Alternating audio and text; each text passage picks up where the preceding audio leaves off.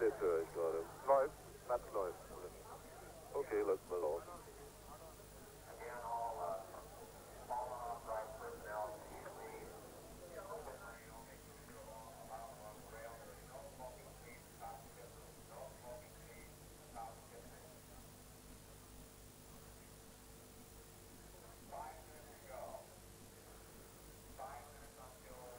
Die äußeren Bedingungen. Island in the middle of the St. Lawrence Seaway.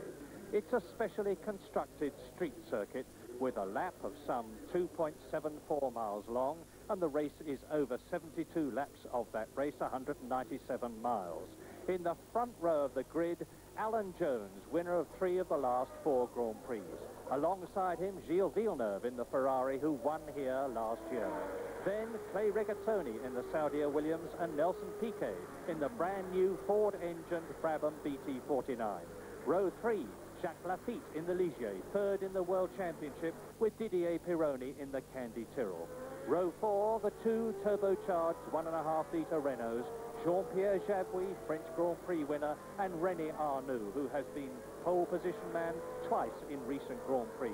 Then the 2 world champions, this year's world champion, Jody Scheckter in the Ferrari, and last year's world champion, Mario Andretti in the Lotus 79. Now the end of the warm-up lap.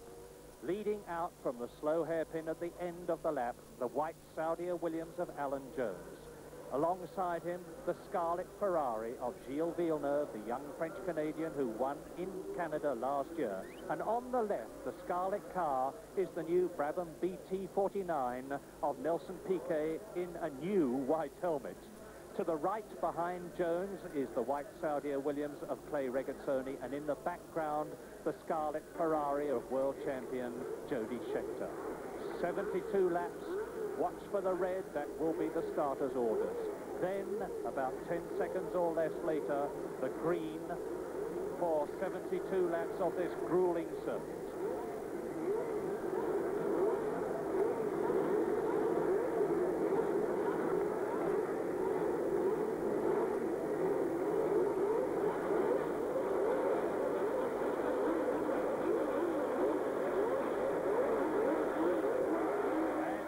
And look at Jody Scheckter onto the grass. Jody Scheckter in the Ferrari onto the grass, not making up any places at all. And it's Villeneuve leading from Alan Jones as they go into the first corner. Gilles Villeneuve in the 500 horsepower flat 12 Ferrari is in the lead, the 312 T4, ahead of Alan Jones, the Australian. Clay Regazzoni in 3rd position, and it's Nelson Piquet in the Brabham in 4th place. Pironi is 5th, Jacques Lafitte is in 6th position, and then Carlos Reutemann behind him in the Lotus 79. Alan Jones chasing Gilles Villeneuve. Clay Regazzoni is 3rd, Nelson Piquet, and that's a terrific performance from Piquet, with Pironi behind him. Then Jacques Lafitte, who is challenging for 3rd position in the World Championship. He holds that 3rd position. He could finish 2nd if he does well in this race. There is Piquet, there is Pironi, there is Lafitte, and Gilles Villeneuve leads.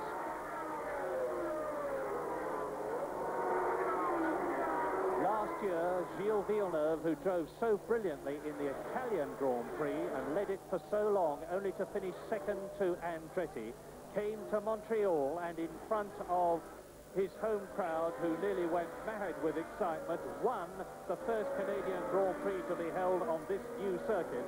And on the first lap, it's Villeneuve leading Jones, leading Regazzoni. And that's the first lap completed. 71 laps to go. And they accelerate away, up from 3rd to 4th to 5th. Jones, Regazzoni, Piquet, it's still Pironi 5th, Lafitte 6th. And there's a slight gap now between the 2nd and 3rd men. There is Villeneuve going through the S's on the very fast reverse side of the course. The lap record is held by Alan Jones, 1 minute 38.1, 102.6. James Hunt, what's your view at this early stage of the race? Well, I think, Murray, that the answer is that this race is really going to be very much dictated by the great difficulty in overtaking on this circuit. It's not impossible, but it is very difficult. It's a beautiful circuit. It's very recently constructed to the highest safety standards, very well laid out. But one of the main features of keeping circuit safe is to keep the speeds down. And this makes overtaking really very difficult indeed, because you never really get a chance to get wound up and have a proper crack at the guy in front. So this is going to be a big problem for all the drivers. I mean, for instance, I noticed that Jody there at the start made to get away well. He had a Renault in front of him, and they're notoriously difficult with their turbocharged engines to get off the line. And in fact, he got on the grass, got more wheel spin, and as a result of all that, unfortunately lost a couple more places. He in fact came off worst in the deal. So, coming to the end of lap 2 in this 72-lap race, Villeneuve and Jones challenging. Just takes a look at the inside of Villeneuve's car as they go round the hairpin. Up now to the end of the second lap, and it's Villeneuve, Jones in second position. Regazzoni is still in third place. Nelson Piquet is in fourth position. And it's the Ferrari power that's leading. Villeneuve, of course, knows this circuit very well indeed. It is, in effect, his home circuit, although he's had no more practice on it than anyone else, because last year was... And there is Piquet. Nelson Piquet in the Brabham is ahead of Regazzoni into third position.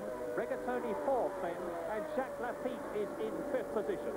So, young Nelson Piquet, 26 years old, the man who is now leading the Brabham team with Nikki Lauda out of it, and incidentally, Riccardo Zunino has taken Lauda's place, and that is Jean-Pierre Jabouille's Renault in the early stages of the race, and it looks as though he is out of the event, because you can see that they've got the whole of the fairing lifted above the Renault, and that's Lafitte.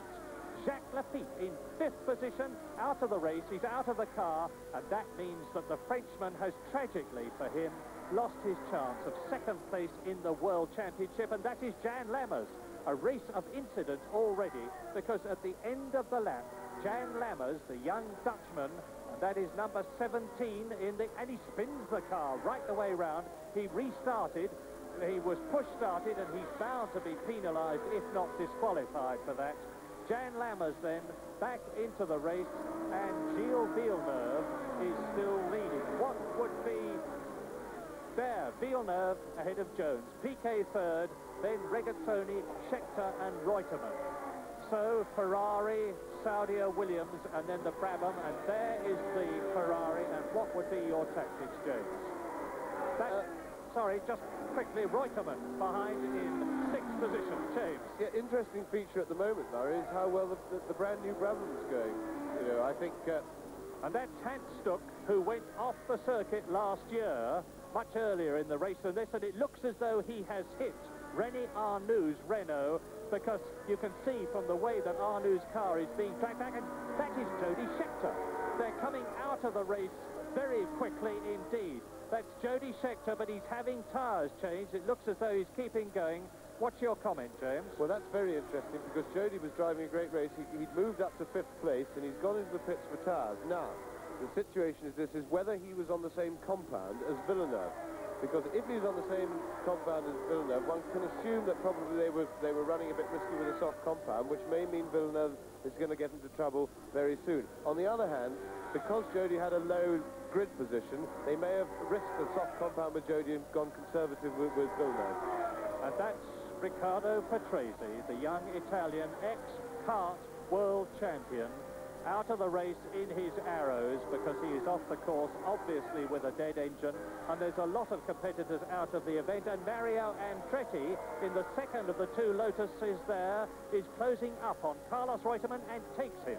And that's Mario Andretti then, the 1978 world champion, up into fifth position ahead of his teammate, number 2, Carlos Reutemann there, who is very obviously in trouble.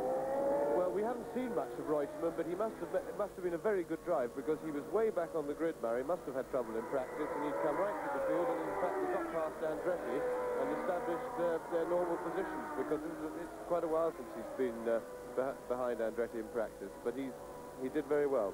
And it looks as though, having done very well, his race 2 is run. This Montreal circuit, as Carlos Reutemann, the Argentine, who is rumoured to be leaving Lotus. And look at that. That is on lap 27, which is about 1/3 distance. Nelson Piquet is closing up on Gilles Villeneuve and Jones.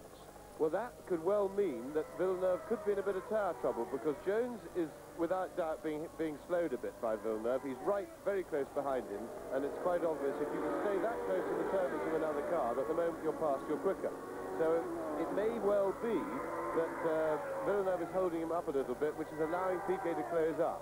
But we'll have to see just how the tyres go. I'm sure it's very much a matter of tyres at the moment. A good look there, and that's Derek Daly, the third of the Candy Tyrrells, because Pironi is in this race, and so is Charrier, and Derek Daly, the Irish driver, who finished 8th in the Italian Grand Prix for Ken Tyrrell, is obviously out of this event. 8th in the Austrian Grand Prix, is obviously out of this race, but is a good chance for a drive in the top Formula One car next year.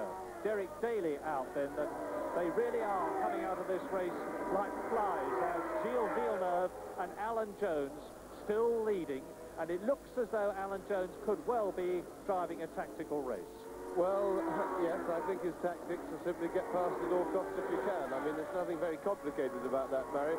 The trouble is, it's extremely difficult here. They're just passing a back marker there. But Alan Jones, to be that close behind Villeneuve, he's having to work very, very hard. Because it's very difficult to, your car loses grip in the turbulence of another car so close behind. And he's obviously, it requires great concentration and hard work to stick that close. But to get past on a track like this, you have to be there in order to pick up any mistake that Villeneuve makes, because mistakes are just about the only chance to get past, that all tangled up with a back marker. And is there going to be a mistake here? Because the back marker is Jan Lammers, who we saw rejoin the race. Is he going to balk Gilles Villeneuve as they come very wide to complete another lap?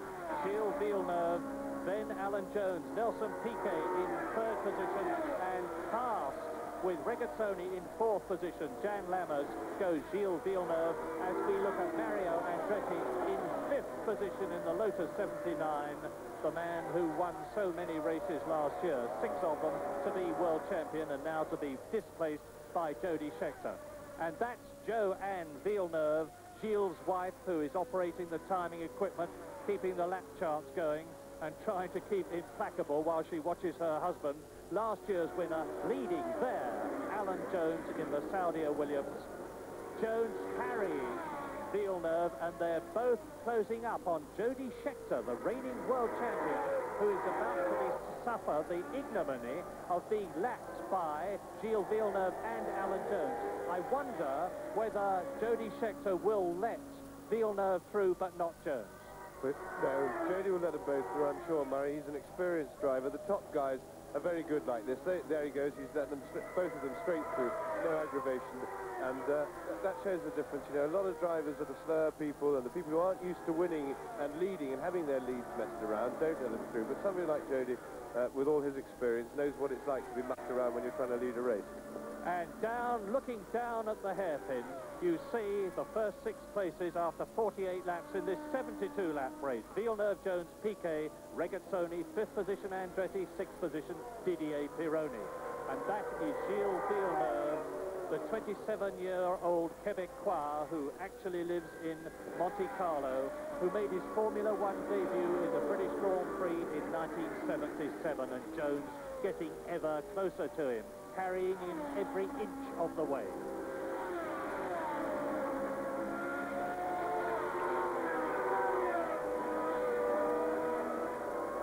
Yes, Jones, all he can do at the moment is pressure Villeneuve, or try and just catch him napping a bit, get a mistake out of him.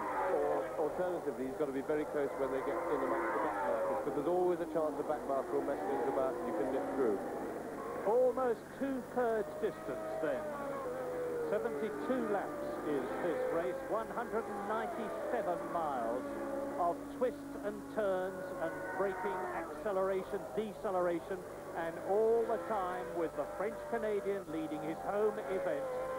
Villeneuve is seeing Jones in his mirrors all the time as they come down to the hairpin to take another lap, and Jones is through. Jones closes right up on Villeneuve. He's got the inside line. They touch, and Villeneuve drifts out wide, and Alan Jones is in the lead at 2/3 distance with Jody Scheckter, the lap world champion, going through in the background. Now it's going to be very interesting indeed to see whether Alan Jones was indeed being held up by Villeneuve, whether he was driving purely tactically, and whether now that he has got past, he will be able to pull away from the French Canadian. Yeah, here we have it again, Murray. And Alan Jones clearly got inside Villeneuve, and I have to say this is just the reason that Villeneuve didn't win the World Championship this year. He threw it away because he hit Alan Jones then. He didn't give him the room. He was already beaten, and that was a very bad mistake because he risked taking them both out of the race by doing that, which was quite unnecessary. And that's inexperience, and he's made several, 3 or 4 of these manoeuvres this year, and he's lost some races by a little bit of hot-headedness when he shouldn't be doing that, because 6 points are better than none, and quite apart from the aggravation of taking Alan Jones off, who was a totally innocent party in the manoeuvre. Well, the rot has well and truly set in. Lafitte is out, Stuck is out, Arnoux is out, Jean-Pierre Jabouille is out, with Jones leading, Villeneuve second, Piquet in the Brabham in 3rd position. De Angelis is out. So is Patrese and Derek Daly. But Jones and Villeneuve leading as they come through to complete another lap shortly. Villeneuve, Fittipaldi has been lapped, Alan Jones leads.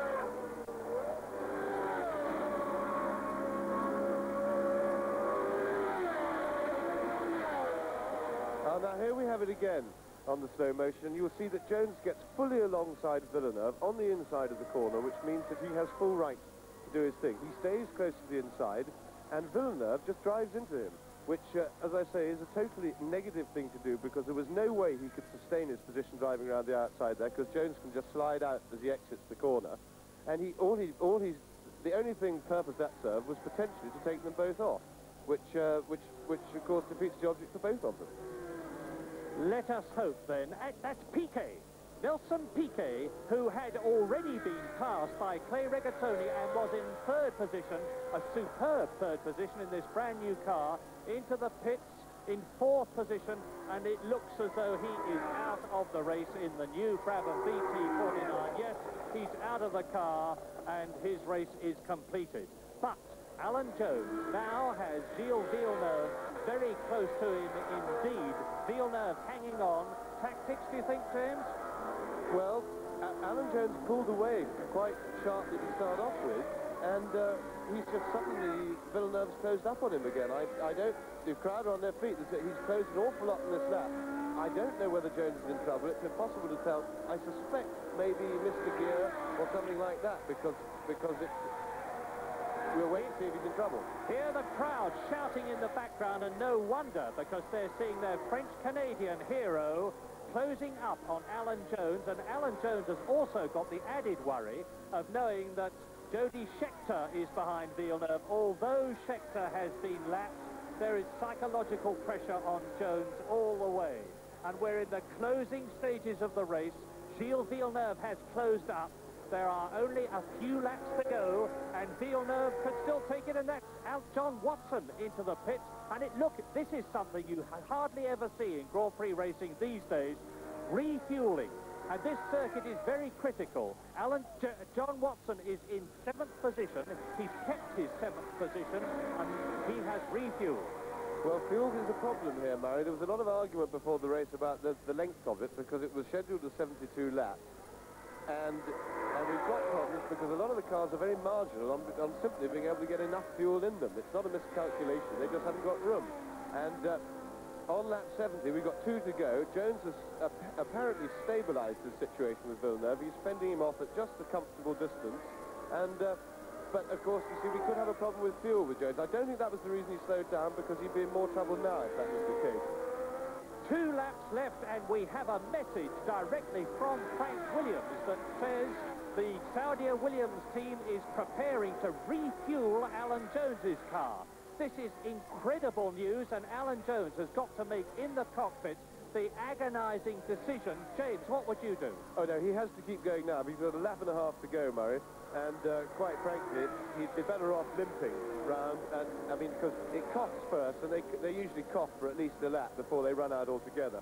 So he could limp round. He won't go into the pits this time. If he runs out of fuel, it's just going to be very bad luck for him. Well, Alan will be metaphorically coughing inside his helmet, I should think. Lap 71 out of 72, and we have the news that Nelson Piquet went out of the race with a split gearbox on the Brabham BT49, and now Mario Andretti is out of the race, which makes Jody Scheckter 4th, Pironi 5th, and Watson in 6th position, with Regazzoni in 3rd position. Villeneuve 2nd, and there is the leader, Alan Jones. Right in the closing stages of the race now, and it looks as though Alan Jones, if he wins this race, and he's well on his way to doing it now, will have won 4 of the last 5 Grand Prix. It means that Gilles Villeneuve will go up to 2nd position in the World Championship. It means that Alan Jones, who is rounding the hairpin now and about to start his last lap, will move up to 3rd position in the World Championship. But the American Grand Prix has still to come, and they are into the last lap. Lap 72 out of 72 now. James, you're knowledgeable about Alan Jones. Well, I think, as I stand here and look at this, Murray, I mean, I'm just very disappointed for Alan that they didn't get off to a better start to the season. Or not so much that, when they got their new cars, they didn't get their reliability sorted out quickly enough. Because, I mean, you know, one only hesitates to think what might have been. The other thing, of course, is that if Alan wins this race now, with this ridiculous scoring system they got, he's won 4 Grand Prix in this half, so it's hardly worth his while to go to Watkins Glen, which makes a mockery of the World Championship. But he will, because he's a fighter. Jones, who won in Germany, won in Austria, won in Holland, and could well have won in Italy had he not had ignition trouble, because he was by far the fastest at Monza once he'd got the car sorted, is going, it seems, to win here in Canada. Because, look, there is considerably less than half a lap to go. You can see that Villeneuve, try as he may, he's not closing the gap. The Canadian crowd, who was so vociferous when Villeneuve took the lead, have quietened down considerably, because I think they can sense that this is Alan Jones's race. He's into the last hairpin. He is almost within sight of his 4th victory in 5 races. He accelerates out of the hairpin. Villeneuve will never take him now. Alan Jones wins the Canadian Grand Prix, and Villeneuve is in 2nd place in the Ferrari. Very fine drive by Alan Jones, Murray. Great reward for that perseverance and constant pressure, because it's a very difficult thing to do, and a great drive by Villeneuve, apart from that mistake. Jones wins. Villeneuve 2nd. Clay Regazzoni in the Saudia Williams 3rd. Jody Scheckter in the Ferrari 4th. Didier Pironi, Candy Tyrrell 5th, and John Watson in the McLaren in 6th position. And the World Championship positions now mean that Jody Scheckter, of course, is World Champion. Villeneuve moves up to 2nd, Jones to 3rd, and Lafitte could still finish 3rd if he does well in America.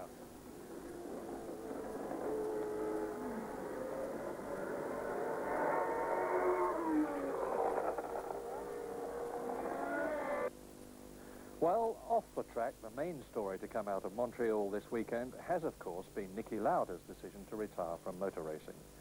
The Austrian, who was twice world champion, made up his mind to quit after the first practice session for tonight's race, when he had been driving the new Ford-powered Brabham that's replacing the Alfa Romeo engine, which was so unreliable for Lauda this season.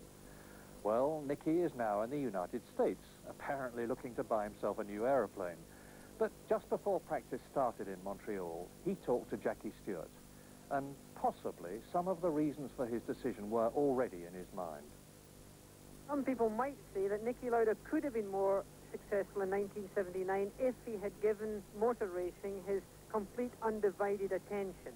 Do you feel that has been a loss? Do you think you could have had this team more motivated if you had just stayed single-minded in Grand Prix racing rather than going to your auxiliary operations? It's absolutely right that single-minded in motor racing does do the job for motor racing if all the surroundings is right. We tried since the last year and a half year before when I joined Brabham to get the tie-up between Brabham and Alfa Romeo in the way it should be, 110%, and then the team will have success. But this, through political fights, didn't happen. So we always had to face the situation, basically, that Alfa made their own car, working against us in some ways, and supplying the engines. So I think the base at the Brabham Alfa Romeo team until now wasn't there. Even if I would have put in more effort, I don't think it would have changed anything because of the political problem. I think as long as you are in motor racing, it's more boring it is in one way, because you know all the people, everything is the same all the time. And it needs special motivation. You know, like if you start when you're 25 years old or 22 years old, you start motor racing, the motivation is there because you want to get in, you want to know everything, you want to win and all that. So if you know everything, you have won a lot of races. You always need new motivations to bring the push-up you need to be successful. You have to drive racing cars with your heart and your head for it. The main thing is the heart. You have to get into these cars and you have to be excited now to start the practice tomorrow here in Montreal, you know, to really get moving. So if you get in the car all miserable and you say, oh shit, I have to drive again, all that, it won't work. And I sometimes feel a little bit of not all that power, because especially the pros that I only finished 2 races this year. So, you know, it's all not funny anymore. So it really does get boring. Well, Nikki Lauda isn't the only world champion to have retired from motor racing this year. James Hunt has done the same thing. James, did you find it surprising that Nicky's retired? Not really, Murray. He caught me a little bit by surprise because there's been so much argy-bargy and manoeuvrings of contracts and things for next year. But, I mean, a few months ago I would have said that it was an absolute natural for him. In fact, I talked to him and urged him to do so, because I think, you know, it's reached a point. He's not winning races. He's scored 4 points this year. He hasn't won a Grand Prix, not through any fault of his own, because he's been in a car that hasn't been capable of winning a Grand Prix. Now, when you're young and an up-and-comer, that doesn't matter, because you can still build a reputation in a car that isn't capable of winning Grand Prix, because you can go out and say, if you're a number 2 with your up-and-comer, you beat your teammate, and that's impressive, and that, you know, you can establish things. You can go well for 20 laps, and if the thing blows up, that's fine. You've done a good job. When you're at Nicky's stage, or at the stage that I was at, you're only in the business to win. There's nothing else. You're not proving anything else. If anything, you're driving a bad car, you're pushing down your reputation. I mean, for example, a good example of that was, you know, I was struggling and destroying my reputation driving a very bad car this year. Conversely, when I retired, I'd already demonstrated to the world at large that the car was bad, assuming the fact that so long as people believed that I was trying. And so Keke Rosberg comes in, gets his chance, and has done an extremely good job in the cars, and it's done his reputation a power of good, although the car still hasn't finished and done him any good. Now, that for me would have been bad. Same for Nicky. James, I must say as an enthusiast that it seems inconceivable to me that with all the travel and the excitement and the money, racing at the top level could really be boring. Do you really say it is? Yes, Murray, because with all the excitement and the travel and everything that you rightly say, it's very hard work.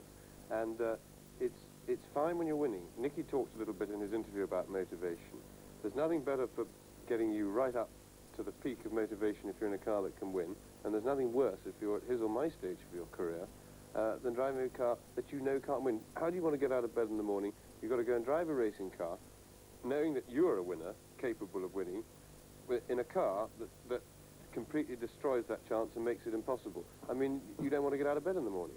And you know, the fun and the excitement are, I mean, it's hard work, and that's it. James, Lauda the man is hardly the most charismatic man in motor racing. He has been called cold and curt and logical. You're a friend of his. How did you find him? Absolutely the reverse. I mean, he's a lovely, warm-hearted guy, but he's not a guy who, and he is very logical, very sharp wit, turn of phrase and everything, but he doesn't put himself across well to people who don't know him, that's all, and therefore he doesn't come across well, you know, to the public at large. But he, in fact, believe it or not, in personality and type, is and always was the closest guy to me in Grand Prix racing. We've been friends for a long time, same understanding, same ideas. Well, next week, James Hunt and I will be at Watkins Glen for the United States Grand Prix, and we'll have highlights of the race for you by satellite here on BBC 2 at 5 to 11 next Sunday evening. Tonight, though, we leave you with the philosophy of a champion, and no doubt Nikki Lauda will bring it to bear in his retirement, just as he did in his days as a racer. We wish him well. In life, you need a certain amount of luck, but now the question is how much luck you need. I think the luck is the minimum part of it. I think it is I think you can steer a lot your life, you know what I mean? You have the wheel. I think human beings can do much more for themselves than they think.